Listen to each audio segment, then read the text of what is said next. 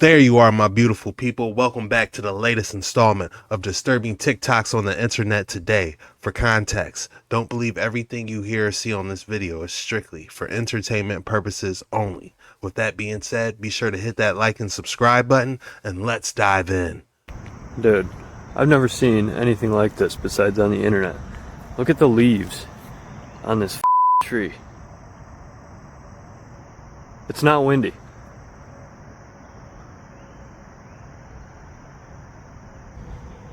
It's doing it over here too.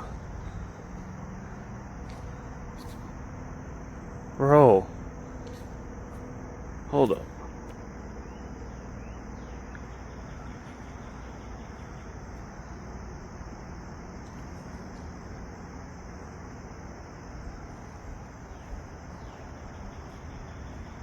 There's nothing. Dude.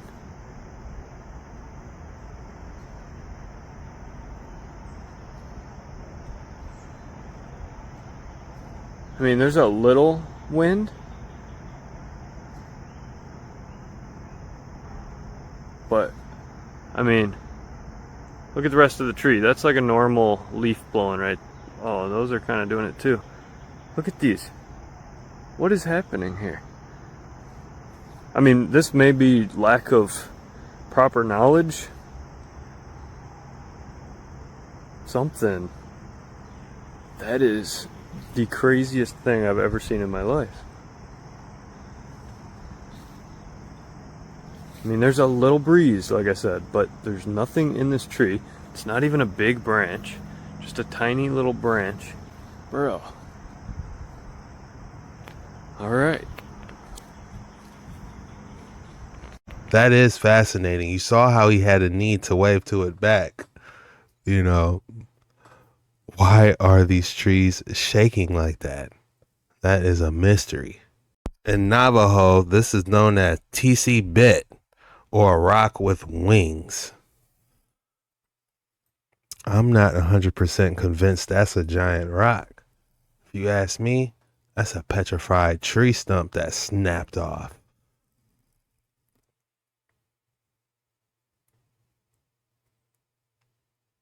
But it is massive. We're getting a airplane aerial view.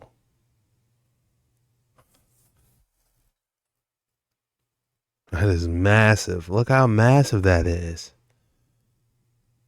There are hundreds of space arks in our oceans exposed.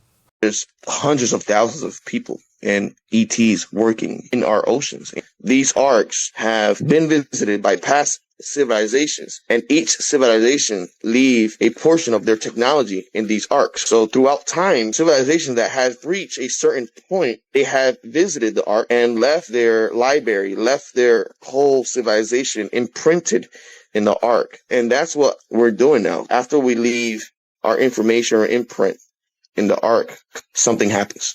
That's why now the Nordic ETs are involved, because they know something happens once the Ark receives the information it needs. We have to see the Ark as a being, as a consciousness. This is going to come out, and this information is going to shock a lot of people. You know, they do say that the ocean is what?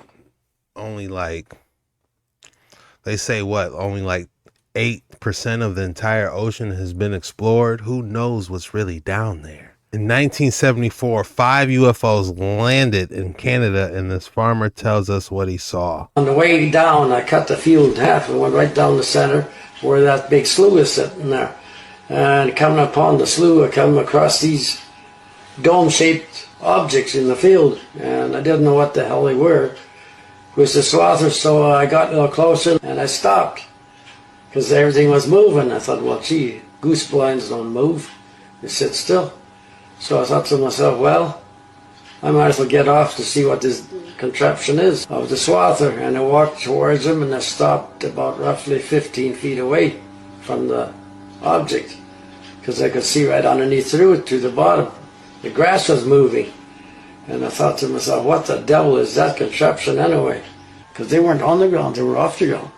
They were about a foot off the ground, and they were sitting there going around in a circle. The machine was stationary, and it wasn't.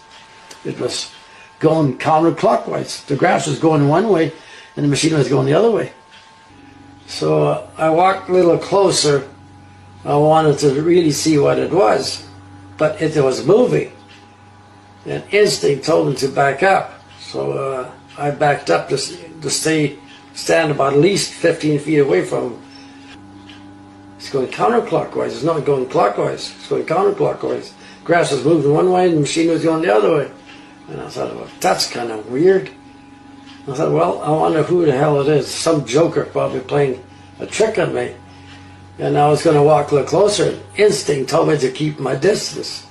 So I kept my distance and I walked around and looked at it. What the devil? There's another one on the other side. There were 3 in a row. One on the south side, about maybe 100 feet away. Another one on the north side, 100 feet away. And there was 3 in the center. All 5 machines. There was 2 on the end there. The 2 little ones were guarding the 3 big ones in the center. And it was sitting in a half-moon shape. They were sitting like this, all in a circle, half-moon position. The others were sitting here. They were sitting here, and I was here. Coming down to turn around, I was about 15 feet away.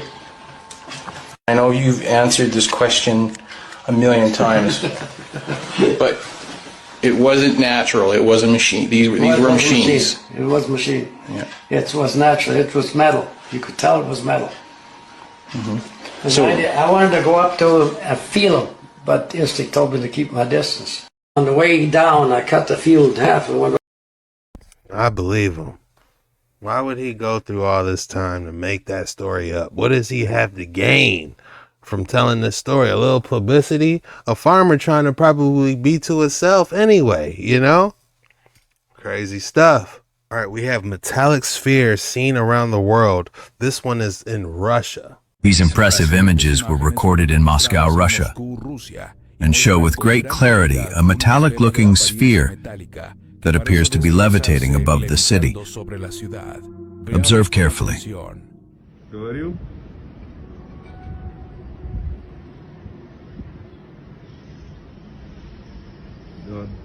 A group of people was in a tall building, and from that vantage point it was possible to capture the sphere's movements at the same level.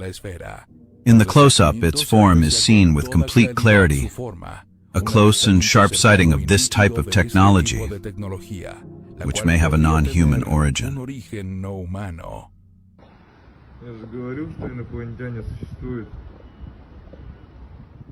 Belgrade, Serbia, August 18, 2025. A group of American tourists observed a sphere moving at low altitude over the city in broad daylight.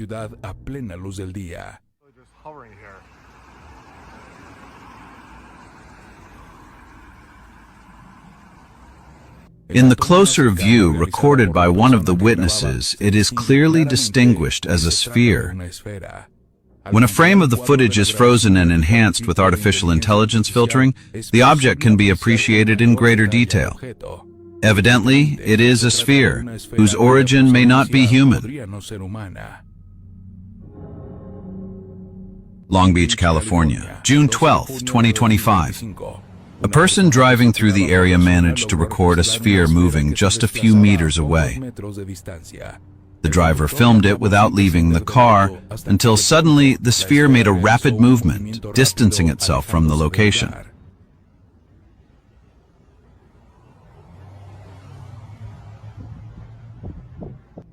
In slow motion, its presence can be observed in greater detail, especially given how close it was to an inhabited area.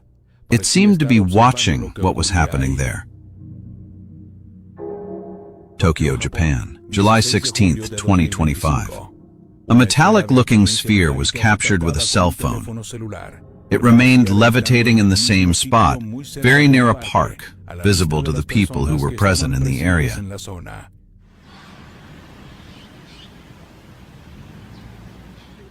When the footage is accelerated, a slight upward and downward motion can be noticed, though without straying from its position. In the close-up, its form is seen clearly.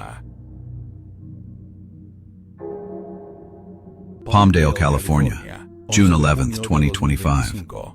Stephen Gresson noticed an intense glow in the sky and managed to record with his cell phone a metallic sphere moving slowly. You know, I remember a while back I was reading a book live, and we were talking about the outer lands and how there was some type of battle that was taking place beyond the outer lands. Yeah, it was a crazy story. We gotta get back to it. But anyways, they were talking about how there were like hundreds of those same spheres that we were looking at, but they really weren't taking place of the battle. They were mostly there just for like observation. So could these be drones from the outer lands just observing what we have going on? Drop your thoughts in the comments below. So they'll tell us that this is a natural rock formation, and I have a very hard time believing that because it looks like an old structure. It looks like a domed structure with something on the top, something that's very, congruent with a lot of ancient structures. Also, this doorway that's chilling there doesn't look very natural to me. This looks like an old structure that was petrified and turned into stone after some sort of cataclysmic event. And this you can see everywhere in the world, just like this right here, or these structures that are found in Turkey. Again, some sort of cataclysmic event. These were melted and turned to stone. Obviously, this was not the design of these buildings in the past. Here's another good example of this. Are you guys starting to pick up what I'm laying down here? This would be an example of what it looks like before, and then this is after. Yeah, exactly like this, guys. The domes on the top, old structures. Look at this. What if this entire mountain was an old building? You can see the structures that are built into it, but what if the whole mountain, the faces, what if the whole mountain was a city, was a big structure, and it was, hit with some sort of energy weapon that turned it into stone, right? This is what you have to look out for, guys. Our history is not what you think. There's been a great reset, and I believe they used energy weapons to turn cities into stone and to wipe out our true history. The eyes are useless when the mind is blind. Remember that. Open them up. 100%. If you're going to start anywhere with temple mysteries, you have to start with India. India has the craziest architecture you will ever see. Half the stuff in the temples spin if they don't float. The pillars in these temples look exactly like the sound wave in 3D. That one's iron. It hasn't rusted in 2,300 years. They carved them into mountains and then out of mountains. You can't make a mistake. You have one shot at it. When they're done carving, they put the finest details head to toe in the entire temple. It's everywhere. You cannot get all the details even if you try. Look at this. That's a mandala made out of a snake tail. It's all one tail. That elephant is not an elephant. It's made out of people. That stone is made out of one solid rock. It moves. It's a chain now. They put a rock ball of one stone inside a carving of a different type of stone. It's one piece. How'd they get the rock ball in there? They built pyramids like Egypt and Mexico, and then they inverted it into the ground. Then when they got bored of that, they inverted one of their own temples and built that into the ground. Some of the features inside the temple look like modern technology today. If you guys thought I didn't have another excellent specimen for you today, think again. Milan Cathedral, the Notre Dame Cathedral, Milan Cathedral, the Notre Dame Cathedral, the Windsor Castle, St. Stephen's Cathedral in Vienna, Austria, the Cologne Cathedral, the Tower of London, and Edinburgh Castle. They all have one massive thing in common. What is it? All of these places having this one thing that shows that the mainstream history is not giving us the full picture, and it's not even close. Massive palaces all over the world, constructed with perfection, and not one of these structures was built with a toilet. We are told that humans could ride on their donkeys without a light bulb and without a road and construct palaces in every single country. Yet they had to go to the bathroom in their yard and wipe with a leaf. No, we're living in the ruins of the previous civilization. A civilization that either didn't use toilets at all, or this group of people were so advanced that they used a form of plumbing and sanitation that is completely misunderstood to us today. All right, we're seeing amazing monuments from the past and current.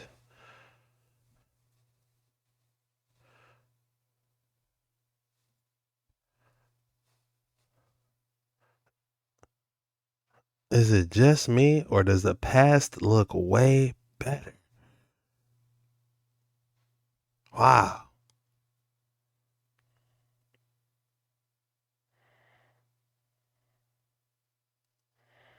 Unbelievable. That's probably my favorite one. In Iran, they completely excavated it in Afghanistan. Turkey was thumping.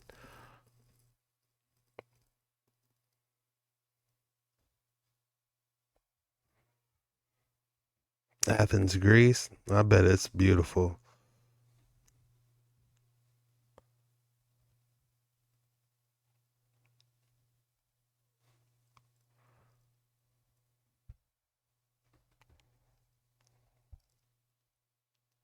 Wow.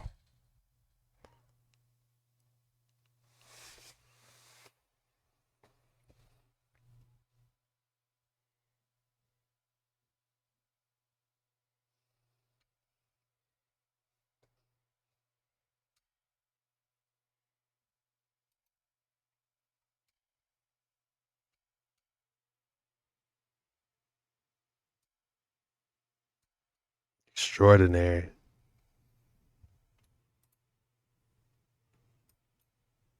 The Grizzly discovery that Egypt was originally America, then that would mean we would have to be held captivity by our own people. And ain't that in the Bible? Okay, so stay with me. So, okay, you know the Grand Canyon was not a part of America. You know what I mean? It didn't come a part of America till like 1912. You know what I mean? Okay, and they didn't make modern day Israel till 1948. Okay, but they said they was traveling from Egypt to Canaan. Okay, Canaan was the motherland where Jerusalem and everything, past line, all that was over there. You know what I mean? It was all in Canaan. You know what I mean? It said they was traveling from Canaan to Egypt. Okay, there's no way that you could travel from Egypt, America, to modern day Israel because of the sea. You can't walk on foot because of the sea. You know what I mean? And when it said Moses led the Israelites out of captivity from Egypt into the land of Canaan, and they had to go through a massive forest, think about the K-Bab forest that's located inside the Grand Canyon. Okay, Canaan. Could the Grand Canyon be Canaan? You know what I mean? Is that why 90% of the Grand Canaan is off limits to the people? That K-Bab forest is 1.9 million acres long. You know what I mean? And it said they roamed around for about 40 years until they entered the land of Canyon. The Grand Canyon. I seriously feel like it's the Grand Canyon. Canaan was the Grand Canyon. Jerusalem and everything was over there. That's why we came. The Grizzly discovery that Egypt was originally America. It is an interesting theory, and it does sound like Canaan. Canyon, Grand Canyon. Fascinating. What's that? Oh, a former Bush official came out saying that they built an underground city secretly for $21 trillion. Okay. Yeah, her name is Catherine Austin Fitz. Now, she says that it's not just your regular just tunnel with a bunch of concrete and it's just kind of plain Jane. No, she said this is a luxury city built under the United States. Okay. She said that these cities even go out under the ocean.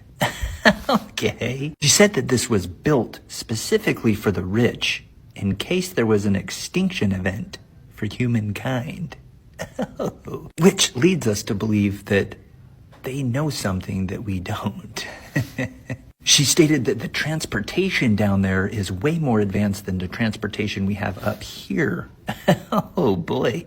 She said that it has everything we have up here, but it's way nicer, and they even have schools, hospitals, and jails.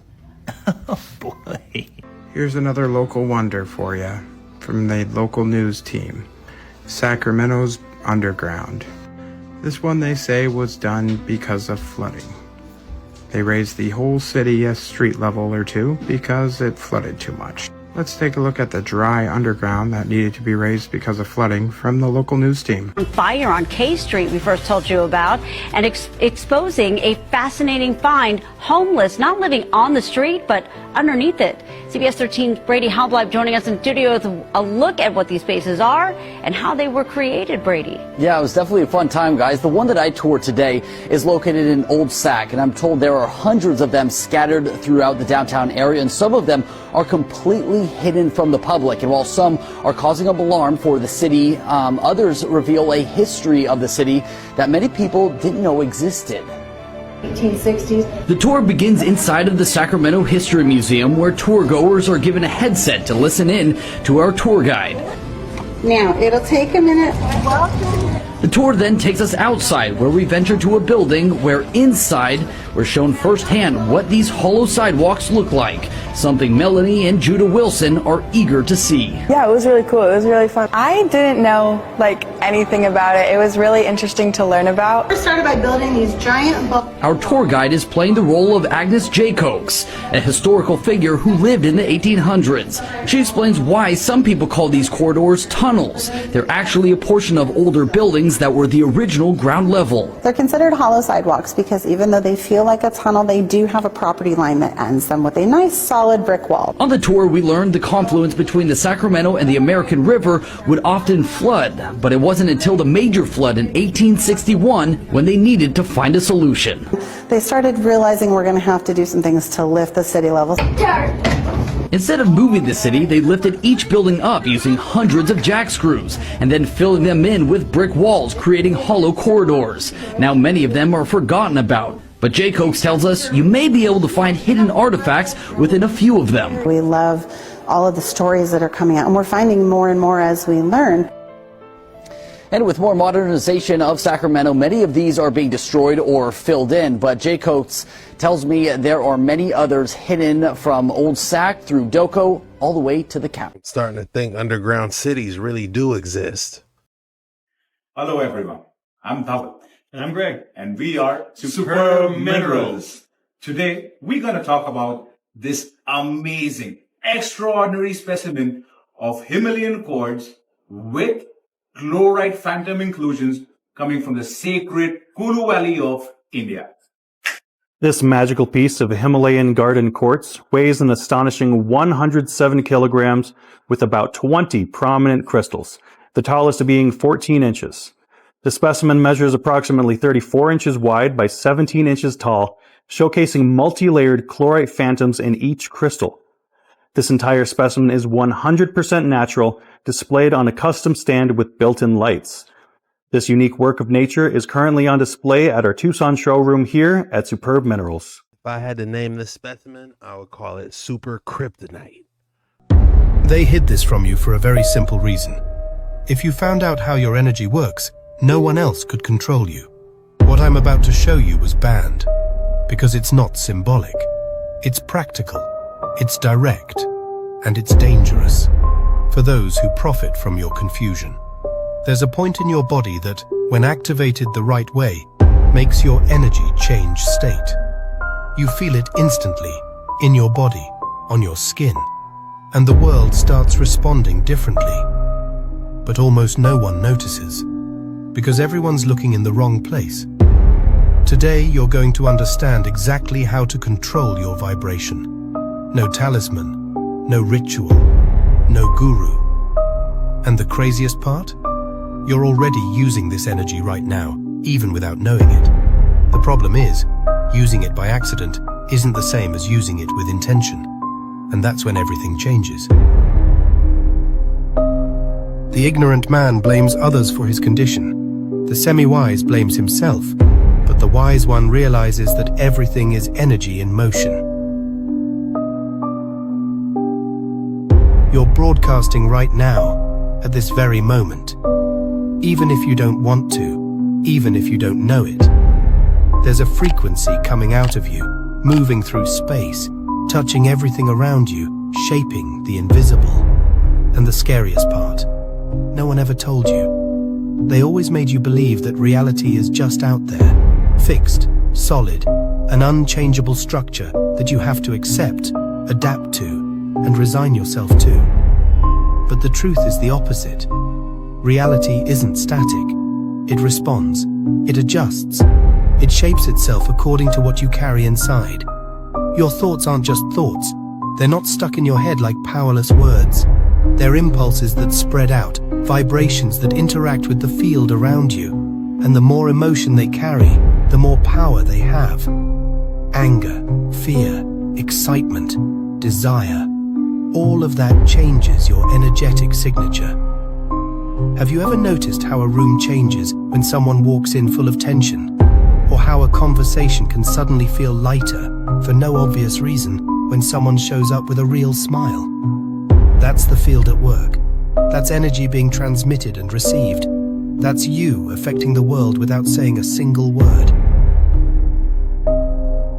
Now think about this. If that happens even when you don't mean to, what would happen if you did it on purpose?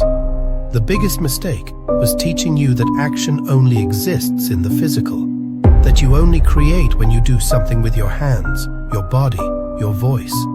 That's a lie.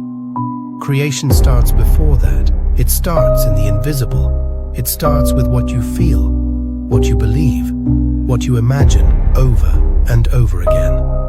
All of that has direction. All of that has weight.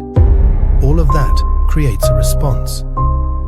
And maybe now it makes sense why so many things in your life seem to repeat. It's like you're trying to change the storyline, but the same characters keep showing up. The same challenges, the same emotions, the same patterns. That happens because the field is just sending back what you're putting out. Not as punishment, not as karma, but as vibrational correspondence. You don't start controlling energy when you learn a technique. You start when you realize you never stopped emitting it. The difference is awareness. When you don't notice, you become a victim of your own impulses. Life turns into a chaotic reflection of what's unresolved inside you. But when you see what's going on, everything changes. Because now you have the chance to choose what you're going to put into the field. And here's the most overlooked point of all.